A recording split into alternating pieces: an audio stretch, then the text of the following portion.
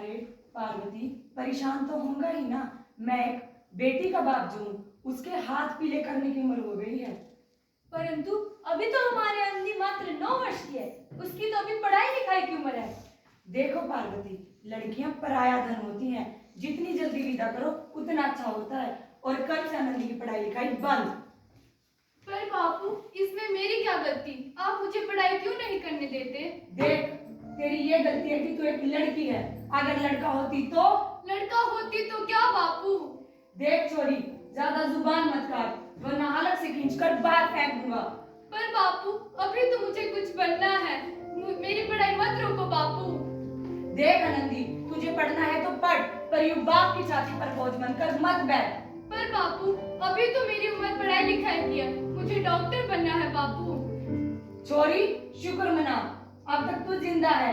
कहीं बचपन में ही तेरा गला दबा दिया होता तो आज तेरी ये बक न सुननी पड़ती। बापू, मुझे पढ़ने दो। पढ़ाई पढ़ाई पढ़ाई। मत फाड़ो बापू, मत फाड़ो छोरी। बापू।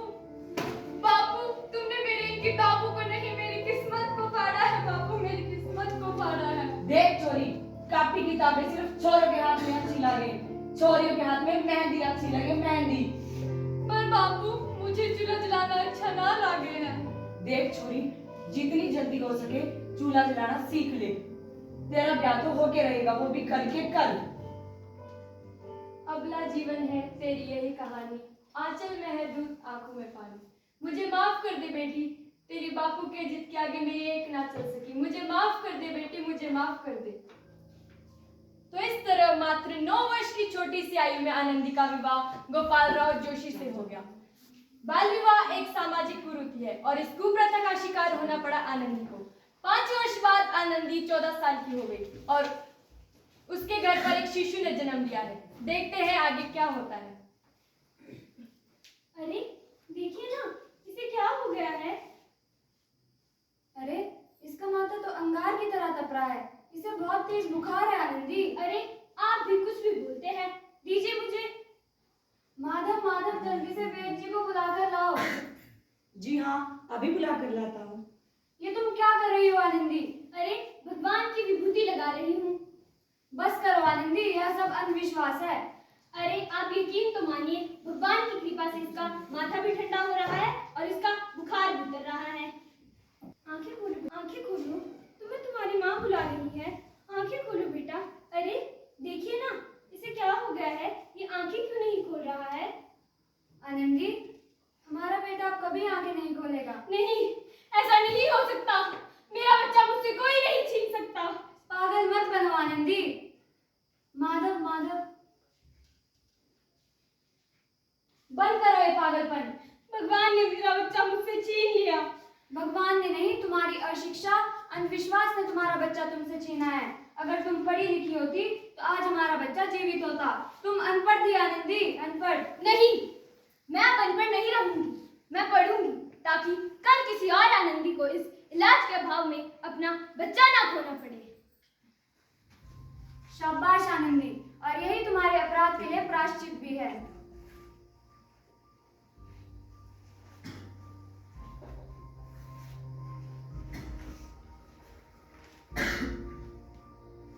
आनंदी, तुम्हारी मेहनत रंग लाई। तुम्हें शिक्षा वृत्ति मिली है। यह लो तुम्हारे अमेरिका जाने की टिकट। क्या मुझे शिक्षा वृत्ति मिली है? मैं अमेरिका जा रही हूँ, पर मैं ये सब अकेले कैसे कर पाऊंगी? आनंदी, तुम अपने आप को इतना कमजोर क्यों समझ रही हो? तुम्हारे इतने पढ़ने लिखने का क्या फायदा? तुम अभी भी गंवार नहीं हूँ मैं अब गंवार। तो इस तरह 7 अप्रैल 1887 को आनंदी अमेरिका के पेंसिल्वेनिया के लिए रवाना हुई और 3 साल बाद उन्होंने डॉक्टर ऑफ मेडिसिन की उपाधि प्राप्त कर ली। इधर आनंदी के पिता की तबीयत बहुत खराब है। देखते हैं आगे क्या होता है। लगता मैं अब नहीं बचूंगा। मेरे जाने का समय आ गया है पार्वती। ऐसा मत बोलिए। मैंने सुना है कि शहर के सिटी हॉस्पिटल में अमेरिका से डिग्री लेकर एक बड़ा डॉक्टर आया है। एक बार वहां दिखाते हैं, कम से कम दिल को तसल्ली तो मिल जाएगी। चलिए।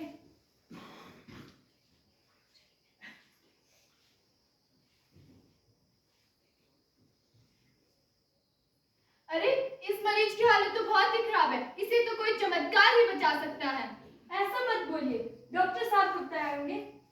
डॉक्टर मैडम, लो आ गई डॉक्टर मैडम।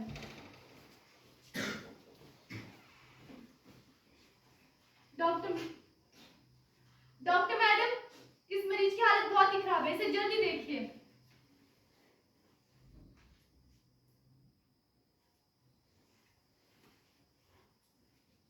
अब आप बिल्कुल ठीक है, मौत के मुंह से बचाया आपको डॉक्टर मैडम ने। मुझे डॉक्टर साहब ने बचा लिया।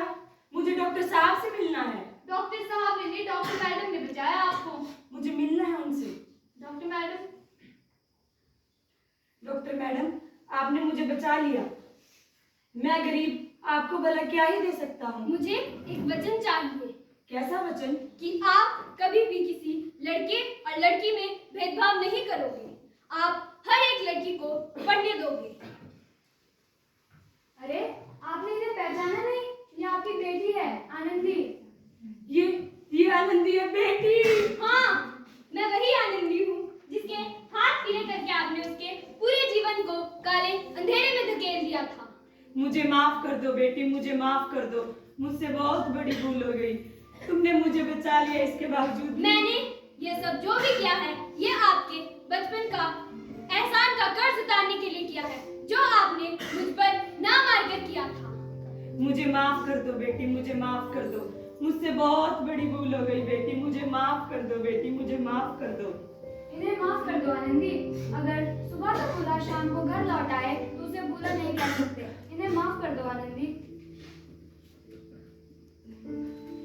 तो इस तरह वह अपनी मेहनत और अटूट इरादे के दम पर न केवल भारत की पहली महिला डॉक्टर बनी, बल्कि उन लड़कियों के लिए भी सुनहरा रास्ता दिखा गई जो आगे चलकर कुछ करना चाहती थी।